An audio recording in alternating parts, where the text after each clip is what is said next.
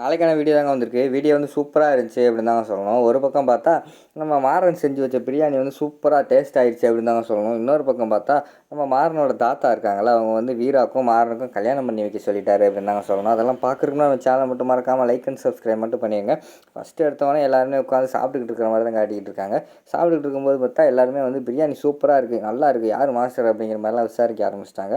ஆனால் நம்ம மாறனோட அத்தை இருக்குல்ல, அவங்களுக்கு வந்து டவுட் ஆயிடுச்சு. என்னடா நம்ம அவ்வளோ உப்பள்ளி போட்டோம், ஆனால் எல்லாருமே பிரியாணி நல்லா இருக்குது, சூப்பராக இருக்குன்னு சாப்பிட்றாங்களே அப்படிங்கிற மாதிரி அவங்களுக்கும் டவுட் வந்துருச்சு.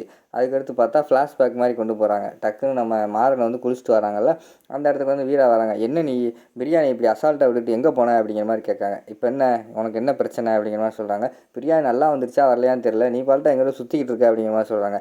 அதெல்லாம் எனக்கு தெரியும், எந்த நேரத்தில் இறக்கணும், எப்போ இறக்கி வைக்கணும் எல்லாமே எனக்கு தெரியும். போய் குளிச்சுட்டு வந்தேன், அதுக்குள்ளே இப்போ உனக்கு என்ன அப்படிங்கிற மாதிரி சொல்கிறாங்க. இல்லை பிரியாணி எப்படி வந்துருச்சு என்ன எனக்கு பயமாகவே இருக்குது, நம்ம வேணால் லேசாக டேஸ்ட் பண்ணி பார்த்துருமா அப்படிங்கிற மாதிரி சொல்கிறாங்க. ஏய் என்ன என் மேலே நம்பிக்கை இல்லையா, நான் பண்ணால் கரெக்டாக இருக்கும், அதெல்லாம் எனக்கு தெரியும், எல்லா அளவும் பக்காவாக போட்டிருக்கேன் அப்படிங்கிற மாதிரி வந்து நம்ம மாறன் சொல்கிற மாதிரி காட்டுறாங்க.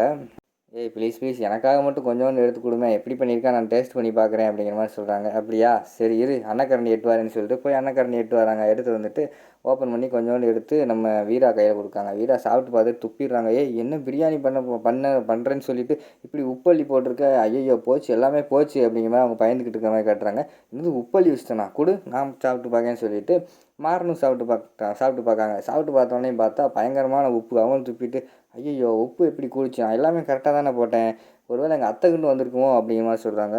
உங்கள் அத்தை வந்துச்சா இல்லையான்னு ஆராயிறதுக்கெலாம் டைம் இல்லை, இப்போ என்ன பண்ணுறது அப்படிங்கிற மாதிரி வந்து நம்ம வீரா வந்து கேட்குறாங்க. சரி விடு அழாத இரு, வெறும் நான் சொல்கிறத மட்டும் செஞ்சு நல்லா ஆக்கிடுவோம் பிரியாணி அப்படின்னு சொல்லிவிட்டு அவங்க காத்துக்குள்ளே ரகசியம் சொல்கிறாங்க அந்த இடத்துல.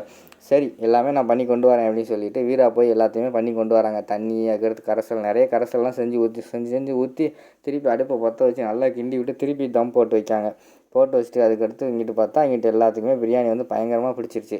இந்த பக்கம் பார்த்தா நம்ம மாறன் கூட வந்து வேலை செஞ்சாங்களே ஒரு 3 வேலையாள் சமையல் மாஸ்டர் அவங்க கூட எல்லாம், அவங்களுக்கு வந்து நம்ம மாறன் வந்து பரிமாறிக்கிட்டு இருக்க மாதிரி காட்டிக்கிட்டு இருக்காங்க. இந்தாங்க சாப்பிடுங்க, சமையல் வேலை முடிஞ்சிட்டா நம்மளை யாருமே கண்டுக்க மாட்டேங்க, நம்ம தான் நல்லா சாப்பிடணும், நமக்கு போக தான் அவங்களுக்கு மிச்சம், நல்லா சாப்பிடுங்க வயிறார சாப்பிடுங்க அப்படின்னு சொல்லிட்டு பரிமாறிக்கிட்டு இருக்காங்க. இதெல்லாம் வீரா வந்து பின்னாடி நின்று பார்த்துட்டாங்க. பார்த்துட்டு அவங்களுக்கு வந்து நம்ம மாறன் மேலே வந்து ஒரு நல்ல அபிப்பிராயம் வந்துருச்சு. டக்குன்னு நம்ம திரும்பி பார்க்காங்க. மாறன் பார்த்தா வெளியே வந்து வீரா நிற்காங்க. ஐயோ அப்படின்னு சொல்லிட்டு இங்கே வருங்க, உங்களுக்கெல்லாம் சாப்பாடெல்லாம் கிடையாது, கம்மியாக தான் சாப்பிட்ணும், ஃபங்க்ஷன் வீட்டுக்காரங்களுக்கு போக தான் உங்களுக்கு அப்படின்னு சொல்லிட்டு பேச்சை மாற்றுறாங்க. அதுக்கடுத்து பார்த்தா நம்ம டக்குன்னு பின்னாடி பார்த்தா நம்ம தாத்தா வந்துடுறாரு. தாத்தா வந்தவொடனையும் என்ன ஐயோ கண்டுபிடிச்சிட்டாரே அப்படின்னு சொல்லிட்டு தாத்தா வந்து கேட்காரு. பிரியாணி மாறா நீ தானே செஞ்ச அப்படிங்கிற மாதிரி சொல்கிறாங்க. உடனே வந்து ஆமாம் தாத்தா அப்படிங்கிற மாதிரி ஒத்துக்கிறாங்க. ஏன்டா என்கிட்ட சொல்லவே இல்லை நீ தான் பிரியாணி பண்ணுறேன்ட்டு, ஏமா நீயும் சொல்லக்கூடாதா, இப்படி தான் மாப்பிள்ளை வீட்டு பையனை வந்து வேலை வாங்குவீங்களா அப்படிங்கிற மாதிரி வீராவை கேட்காங்க. வீரா வந்து அது வந்து தாத்தா அப்படின்னு சொல்லிட்டு வளரிக்கிட்டே இருக்காங்க. அதுக்குள்ளே மாறன் வந்து சமாளிச்சிடுறாரு. தாத்தா நீங்கள் வர்றேன்னு சொன்னாங்க, அதனால் உங்களுக்கு பிரியாணி என் கைப்பக்குவம் ரொம்ப பிடிக்கும்ல, அதனால தான் நானாக கேட்டு செஞ்சேன் அப்படின்னு சொல்லிட்டு சமாளிச்சிடுறாங்க அவன் மாறன். டேய் இங்கே வாடா பக்கத்தில் வாடா அப்படின்னு சொல்லிட்டு கூப்பிட்டு மாறனை தட்டி கொடுத்துட்டு, சூப்பர்ரா நீ என்னமோ ஊதாரித்தனமாக சுற்றிக்கிட்டு இருப்பேன்னு நினச்சேன், நல்லா வேலை செய்கிறீங்களா, பொண்ணு வீடு மாப்பிள்ளை வீடுலாம் பார்க்கக்கூடாது, எல்லா வீட்டுக்கும் நம்ம தான் வேலை செய்யணும், இனிமேல் எல்லாமே நம்ம வீடு தான் சரியா அப்படிங்கிற மாதிரி வந்து தாத்தா வந்து மாறனுக்கு அட்வைஸ் பண்ணிட்டாங்க. சரி தாத்தா அப்படின்னு சொல்லிட்டு எல்லாருமே போயிடுறாங்க. சரி வாங்க கல்யாணத்தை பேசி முடிப்போம் அப்படின்னு சொல்லிட்டு ஒரு காலுக்கு வராங்க. காலுக்கு வந்தோடனே பொண்ணு பொண்ணு யார், அந்த பொண்ணை கூப்பிடுங்க அப்படின்னு தாத்தா சொல்கிறாங்க. இங்கிட்டு பார்த்தா நம்ம மாறனோட அத்தை வந்து ஏதோ கேட்க போகிறாரு, வசமாக கல்யாணத்தை நிறுத்த போகிறாரு நினைக்கிறேன் அப்படிங்கிற மாதிரி சந்தோஷத்தில் இருக்காங்க. பொண்ணு கண்மணி வந்து உட்காடுறாங்க. உட்கார்ந்த உடனேயும் ஏம்மா என்னம்மா என்கிட்ட உண்மையை சொல்ல மாட்டியா அப்படிங்கிற மாதிரி சொன்னோன்னே எல்லாத்துக்குமே ஷாக் ஆகிடுது. என்னடா உண்மை சொல்கிறாரு அப்படின்னு சொல்லிட்டு எல்லோரும் பார்த்துக்கிட்டு இருக்காங்க.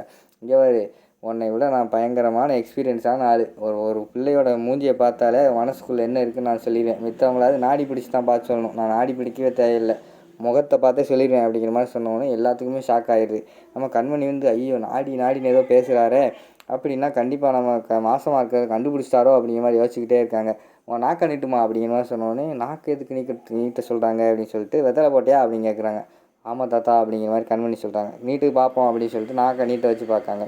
நாக்கு வந்து நல்லா செவந்திருக்கு, அதாவது உனக்கு வந்து மாப்பிள்ளையை வந்து நல்லா பிடிச்சிருக்குன்னு அர்த்தம் அப்படிங்கிற மாதிரி தாத்தா சொல்கிற மாதிரி காட்டுறாங்க. இந்த பக்கம் பார்த்தா நம்ம மாறனோட அத்தை வந்து ஐயையோ என்ன கல்யாணத்தை நிறுத்துவார், என்னமோ நாடி என்னென்னமோ சொல்லுவார்னு பார்த்தா இவர் என்னடான்னா நாக்கு சவந்திருக்கு பிடிச்சிருக்குன்னு என்னென்னமோ சொல்லிக்கிட்டு இருக்காரு அப்படிங்கிற மாதிரி யோசிச்சுக்கிட்டே இருக்காங்க. சரி உட்காருமா அப்படின்னு சொல்லிட்டு அங்கே வழி இங்கே வா அப்படின்னு சொல்லிட்டு மாறனோட அத்தையை கூப்பிட்டு போயிட்டு, நான் விசாரித்தேன், நீ என்னென்னமோ சொன்ன அப்படிலாம் ஒன்றுமே கிடையாது, நீ ஒன்றும் பயப்படவே தேவையில்லை, குடும்பம் நல்ல குடும்பம், அதாவது நீ தைரியமாக வந்து இந்த வீட்டில் வந்து பொண்ணு எடுக்கலாம், அதனால் ஒன்றும் பிரச்சனையே இல்லை, சரியா அப்படின்னு சொல்லிட்டு அவர் வந்து தாத்தா வந்து சொல்லிடுறாரு.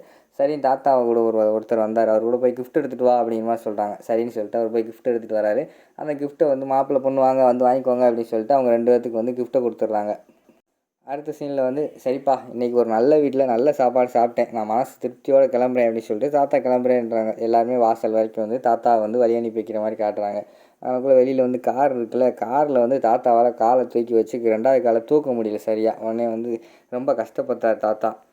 எல்லாருமே அதை பார்த்துக்கிட்டே இருந்தாங்க. பார்த்தா நம்ம வீரா மட்டும் டக்குன்னு போய் அவங்க காலை பிடிச்சி தூக்கி உள்ளே வச்சுடுறாங்க. உடனே தாத்தாவுக்கு வந்து ரொம்ப மனசு இலகிருச்சு. உடனே கழுத்தில் இருந்த செயினை தூக்கி வீரா கிட்ட கொடுத்து இந்தாம்மா வச்சுக்கோமா அப்படின்னு சொல்லி கொடுக்காங்க. தாத்தா வேணாம் தாத்தா அப்படிங்கிற மாதிரி சொல்கிறாங்க. இருக்கட்டும்மா, என்னை விட உனக்கு தான் நல்லா இருக்கு, நீயே வச்சுக்கோ அப்படின்னு சொல்லிட்டு ராமச்சந்திரன் நீங்கள் வா அப்படின்னு சொல்லி கூப்பிட்றாங்க.